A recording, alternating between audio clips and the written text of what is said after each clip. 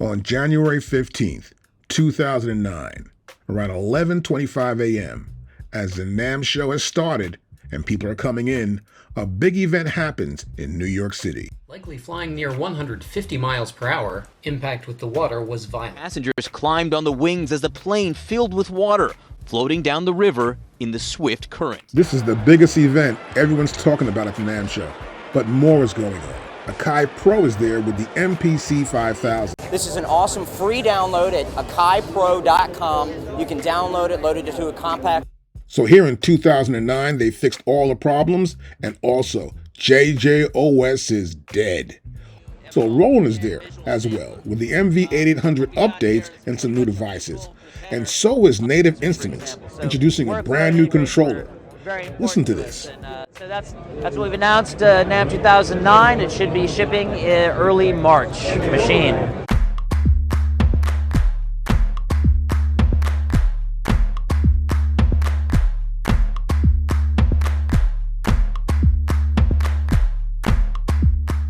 Towards the end of the 1990s, unless you were running a Commodore Amiga as an affordable 8-bit domestically priced sequencer sampler, the main thing bedroom producers were using was an Atari 6 running like Cubase for MIDI sequencing. Now, this would require like all sound sources to be external, like a hardware drum machine, a sound module, synthesizers, a sampler.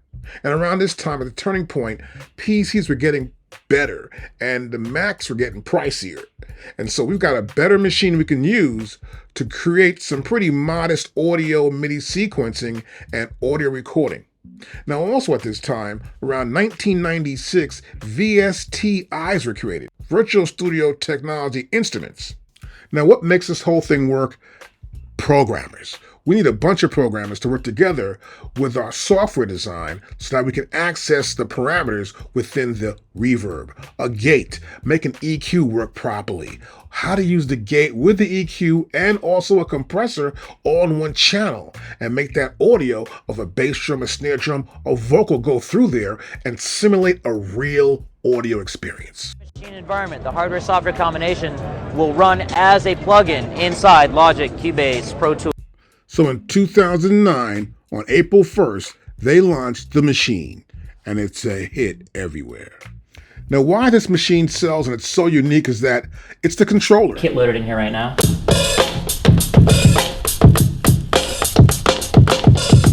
You can see I can play them on, I've got 16 pads. I've got a total of 8 groups here. Each one of these groups can get its own 16 pads, so I can have up to 8 different drum kits, mix it in with some instruments, play bass parts, keys, for example. All of these kind of things can be played right off Maschine. But the main thing we wanted to focus on was workflow. We wanted to make it really easy to get parts in. So I can get this in record mode here, and then I can really quickly enter a part.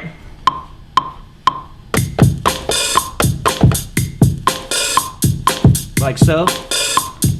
I've got quantized 50%, so if I want to tighten the timing up just a little bit, but not all the way, just add it a little bit tighter, I can do that.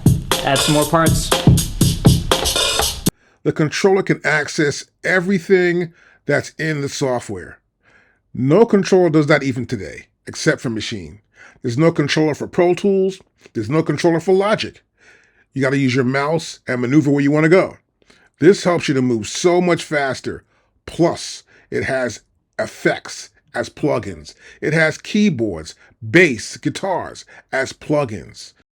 And in 2009, the recession is still here.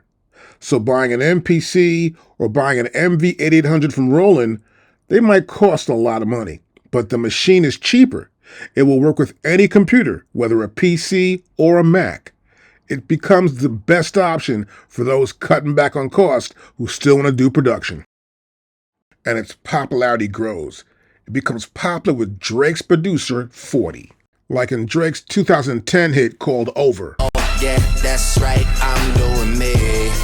And Find Your Love. I'm more than just a number.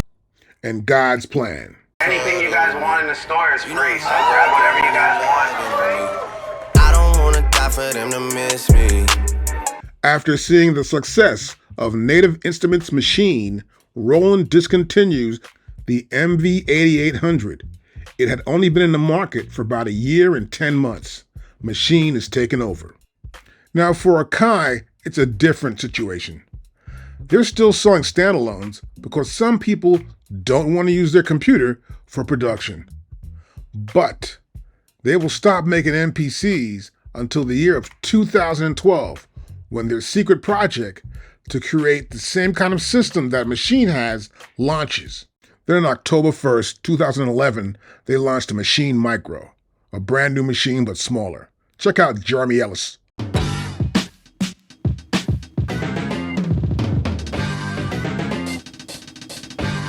Lex Luger. Yo, it's Lex Luger checking in. I'm from Suffolk, Virginia, 757. Greatest trap producer in the world. I'm here with Native Instruments at the Vintage Synth Museum. Let's get it.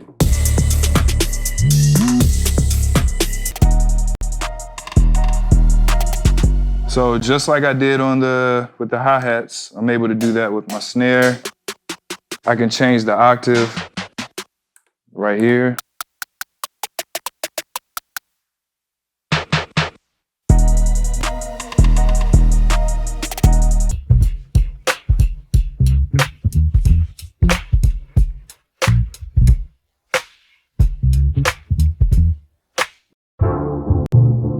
Musically, I was creating space by removing top end. If I took out all that transient that was happening in the top end with hi-hats and percussive instruments and dumbed it down to the bottom end, that let Drake or the artist, which I pretty much only work with Drake, exist above those things as a focal point. So now Drake's sitting here and all the music is sitting down here because it's been filtered out or its sample rate's been reduced or the harmonics, whatever I've done. So that's what the 40 knob is recreating. And so again, when you talk about 40's very own keys, those sounds are kind of already designed to create space for the artist. Like that's really my mantra as a producer.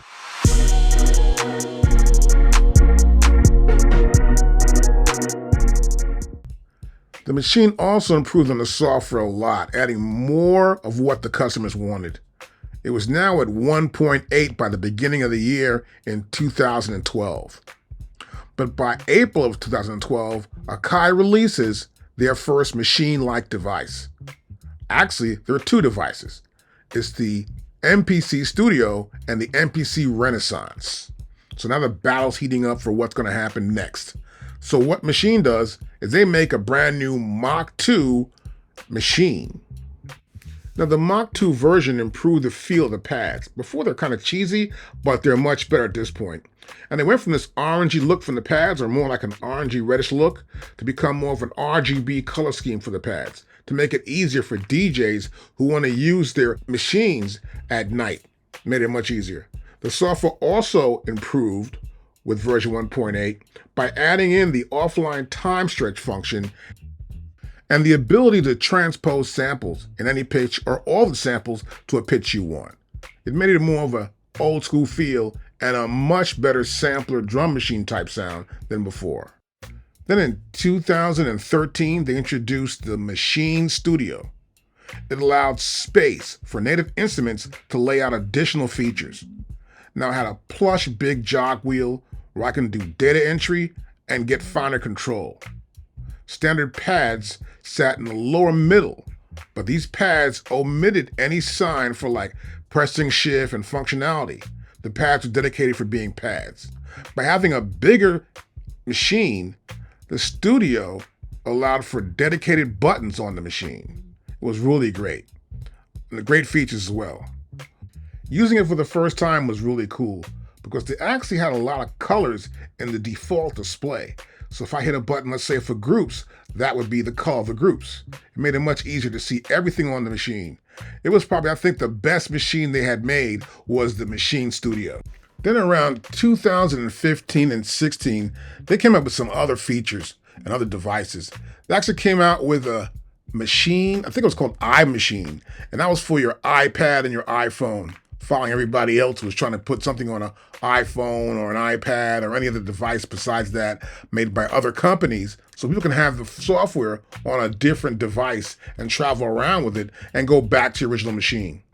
But they also came out with a device I liked a lot, which was the Maschine Jam. Now, it's discontinued now. It offered an interesting addition or replacement to the standard hardware flow. I could have like different sections, which would be just like an arrange view. I could have 5 different, let's say, parts that would be this verse, and I can arrange them out and pick it and choose it again and go over different arrangements. I can pull in different features. I can set up different scale plans. It was a really great feature. I sort of liked it a lot.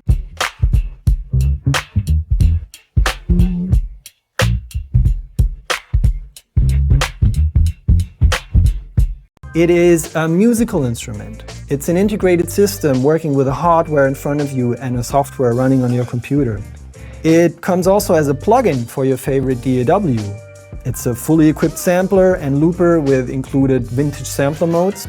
You can use it also to sequence your external MIDI gear, to flexibly map all the controls to whatever music software you use in MIDI mode, or use it as a real-time effects processor, adding effects in real time to your vocals. And it's a 96 kHz 24-bit interface that can be used for everything in your computer, watching YouTube, Netflix, whatever you want.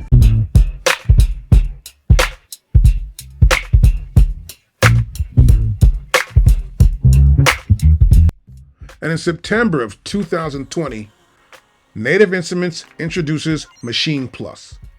This is a brand new idea for them. This is where they go totally standalone. And they're trying to get to that point where AKAI's at. Because AKAI is standalone and it's also controller. But Maschine has never been into the standalone idea. They've got to explore the idea of making this standalone computer, which is what it actually is, to use for music anywhere and on the go. They've been venturing into it. And even in this year of 2023, they've updated to have more features and to be more fully standalone. But for sure, Maschine is heading into a new direction, and the battle with AKAI is happening now.